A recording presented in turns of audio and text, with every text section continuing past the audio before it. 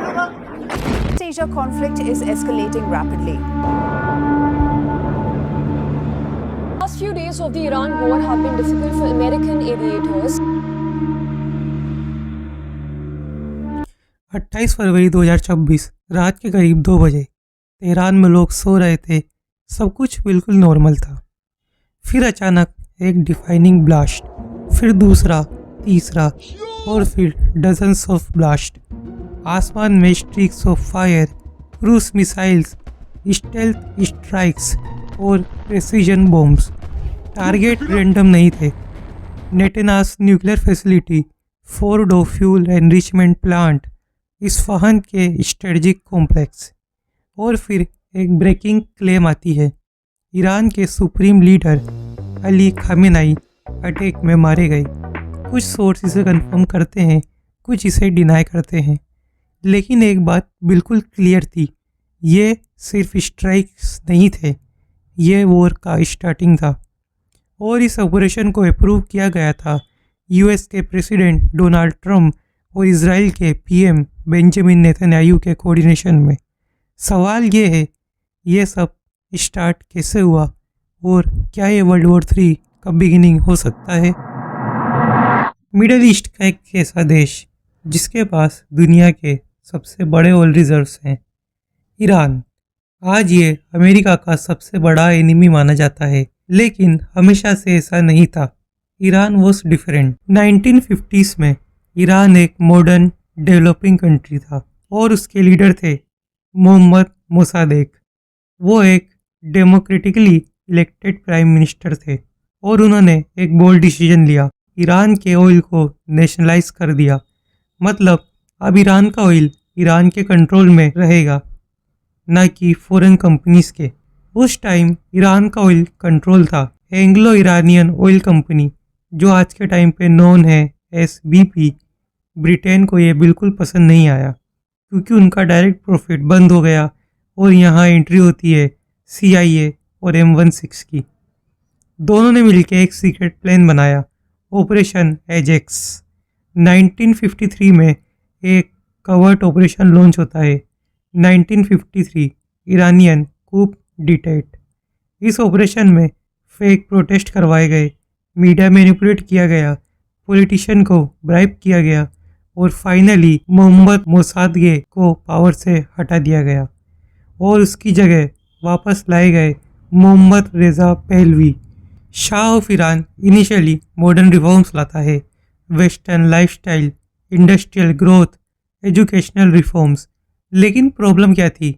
Democracy ख़त्म हो गई थी, फ्रीडम लिमिटेड हो गई थी, अपोजिशन को क्रश किया गया और सबसे डेंजरस सीक्रेट पुलिस फोर्स सेवेक। लोगों को अरेस्ट किया जाता था, टॉर्चर किया जाता था, सिर्फ इसलिए क्योंकि वो गवर्नमेंट के अगेंस्ट बोलते थे। अब एक इम्पोर्टेंट चीज़ समझते हैं। ईरान के लोगों को पता चल गया था कि शाह एक्चुअली यूएस सपोर्ट से पावर में है। मतलब इनडायरेक्टली अमेरिका उनकी पॉलिटिक्स को कंट्रोल कर रहा है और यहीं से शुरू होती है एंटी अमेरिका फीलिंग। एक तरफ था पावर, दूसरी तरफ था पब्लिक एंगर और बीच में था एक देश जो अपनी आइडेंटिटी के लिए स्ट्रगल कर रहा था। ये एंगर 20 से 25 साल तक बिल्ड होता रहा और फिर 1979 में सब कुछ एक्सप्लोड हो गया। एक रेवोल्यूशन आया जिसमें ना सिर्फ गवर्नमेंट बदली बल्कि ईरान का पूरा सिस्टम ही बदल गया। 1953 के बाद ईरान टेक्निकली स्टेबल था, लेकिन अंदर से सब कुछ स्लोली क्रैक हो रहा था। एक तरफ था शाह का मॉडर्न ईरान और दूसरी तरफ लोगों का गुस्सा। मोहम्मद रेजा पहलवी ने कंट्री को वेस्टर्नाइज करना शुरू किया। Western clothes, western culture, western laws. Urban elite को ये पसंद आया, लेकिन religious groups, rural population, middle class, उन्हें लगा उनकी आइडेंटिटी ख़त्म हो रही है, कल्चर डिस्ट्रॉय हो रहा है और शाह एक डिक्टेटर बन चुका है। और सबसे बड़ा फैक्टर, सेवेक का फियर। लोग बोल भी नहीं सकते थे क्योंकि अरेस्ट, टॉर्चर, डिसअपेरेंस कॉमन था। इस केओस के बीच एक नाम उभर के आता है, रूहुल्लाह खुमैनी, एक इस्लामिक स्कॉलर जो ओपनली शाह के अगेंस्ट बोल रहा था। उन्होंने शाह को एक्यूज़ किया कि शाह अमेरिका का पपेट है, ईरान अपनी सोल खो रहा है, इसलिए उन्हें एक्साइल कर दिया गया। पहले इराक, फिर फ्रांस। लेकिन यहाँ एक ट्विस्ट था। उनकी स्पीचेस सीक्रेटली ईरान में सर्कुलेट होने लगी, cassette tapes, template, underground network, और धीरे धीरे खामेनाई एक सिंबल ऑफ रेजिस्टेंस बन गए। 1978 में एक स्मॉल प्रोटेस्ट स्टार्ट होता है, फिर पुलिस फायरिंग होती है, लोग मरते हैं, और फिर प्रोटेस्ट और बड़ा हो जाता है और लोग सड़कों पर आ जाते हैं। यह एक चेन रिएक्शन बन गया।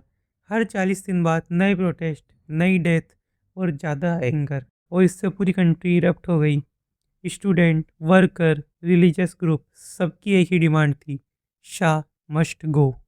जनवरी 1979 फाइनली मोहम्मद रज़ा पहलवी ईरान छोड़ के भाग जाते हैं।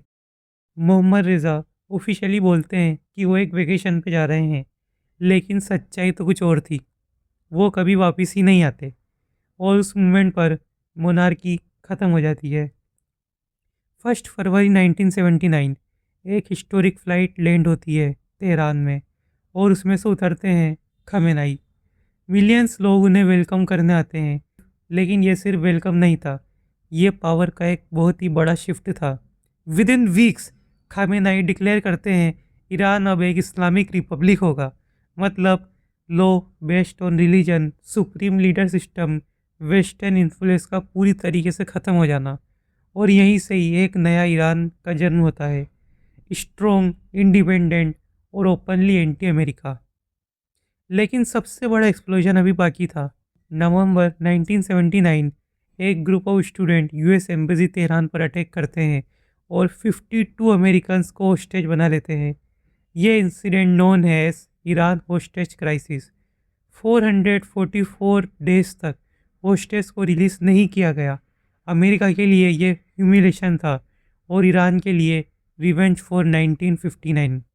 इसके बाद यूएस ने ईरान पर हेवी सैंक्शंस लगाए, डिप्लोमेटिक रिलेशन ब्रेक हो गए, ट्रस्ट कंप्लीटली डिस्ट्रॉय हो गया, और उस दिन के बाद से ईरान और अमेरिका कभी दोस्त नहीं बने। एक रिवोल्यूशन ने सिर्फ गवर्नमेंट नहीं बदली, उसने एक परमानेंट एनिमी क्रिएट कर दिया, और वो दुश्मनी आज भी चल रही है। अब डायरेक्ट वॉर नहीं हुई, लेकिन अगले 40 साल तक ईरान और अमेरिका एक शेडो वॉर लड़ते रहे, प्रॉक्सी ग्रुप्स, हिडन अटैक और एक साइलेंट बैटलफील्ड। 1979 के बाद अमेरिका और ईरान के बीच टेंशन पीक पर था, लेकिन एक प्रॉब्लम थी, डायरेक्ट वॉर का risk equals to full scale global conflict. इसलिए दोनों ने एक नया तरीका चूज़ किया, प्रॉक्सी वॉर। अब ये प्रॉक्सी वॉर क्या है? प्रॉक्सी वॉर का मतलब है टू कंट्रीज डायरेक्टली फाइट नहीं करती है, बल्कि दूसरे ग्रुप्स और कंट्रीज़ को यूज़ करके लड़ती है, और मिडल ईस्ट इस गेम का बैटलफील्ड बन गया। ईरान ने एक पावरफुल स्ट्रेटजी बनाई, अपना इन्फ्लुएंस स्प्रेड करना थ्रू मिलिटेंट ग्रुप्स। सबसे important, Hezbollah from Lebanon and Houthis from Yemen. ये ग्रुप ईरान से फंडिंग, वेपन और ट्रेनिंग लेते थे, और ईरान इनडायरेक्टली अपनी पावर प्रोजेक्ट करता था। अमेरिका भी चुप नहीं बैठा। यूएस ने अलायंस बिल्ड किए, मिलिट्री बेसिस स्टेब्लिश किए, countries like Saudi Arabia, Israel, United Arab Emirates US के क्लोज पार्टनर्स बन गए थे, और यहाँ से स्टार्ट होता है इनडायरेक्ट बैटलफील्ड कंट्रोल। यह प्रॉक्सी वॉर अलग अलग कंट्रीज़ में लड़ी गई, Iran, Syria, Yemen. For example, Syria में ईरान असद गवर्नमेंट को सपोर्ट करता है, यूएस इनडायरेक्टली अपोजिशन ग्रुप्स को सपोर्ट करता है। ये एक इनविजिबल टग ऑफ वॉर था। ये वॉर ट्रेडिशनल नहीं था, no official declaration, no direct US versus Iran battle. Instead it is terror attacks, drone strikes, assassinations and cyber attack. सब कुछ शेडो में हो रहा था। सबसे डेंजरस पार्ट था, ये वॉर कभी रुकता नहीं था। हर जगह छोटे कॉन्फ्लिक्ट, हर वक्त टेंशन और एक कांस्टेंट रिस्क। कभी भी ये वॉर डायरेक्ट वॉर में कन्वर्ट हो सकता था। 40 साल तक अमेरिका और ईरान एक दूसरे को इनडायरेक्टली वीकन करते रहे, लेकिन प्रॉब्लम ये थी, ये गेम परमानेंट नहीं चल सकता था। किसी ना किसी पॉइंट पर डायरेक्ट कन्फ्रंटेशन तो होना ही था, और जब वो मूवमेंट आया, तब बात सिर्फ इन्फ्लुएंस की नहीं रही, बल्कि न्यूक्लियर वेपन तक पहुंच गई।